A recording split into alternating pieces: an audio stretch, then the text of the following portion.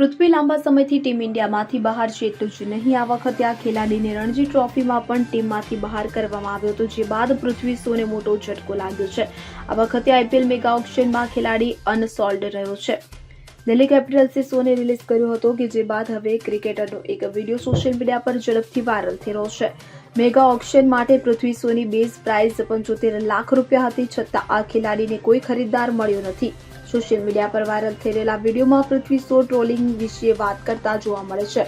તેને જણાવ્યું કે લોકો તેને કેવી રીતે ટ્રોલ કરે છે, અને આ સિવાય પૃથ્વીની લેટેસ્ટ ઇન્સ્ટાગ્રામ સ્ટોરી પણ સોશિયલ મીડિયા પર વાયરલ થઈ રહી છે. પૃથ્વી શોની ફિટનેસ પર વારંવાર સવાલો ઉઠ્યા હતા, તો દિલ્હી કેપિટલ્સના ભૂતપૂર્વ કોચ રિકી પોન્ટિંગે એકવાર ખુલાસો કર્યો હતો કે શોએ તેના ખરાબ ફોર્મ દરમિયાન નેટ્સમાં પ્રેક્ટિસ કરવાનો ઇનકાર કર્યો હતો. વધુમાં, જો પૃથ્વી શો હવે ટીમમાં વાપસી કરવા ઈચ્છે છે, તો પછી તે ભારતીય ટીમ હોય કે સ્થાનિક ટીમ, તેણે પોતાની ફિટનેસ પર કામ કરવું પડશે.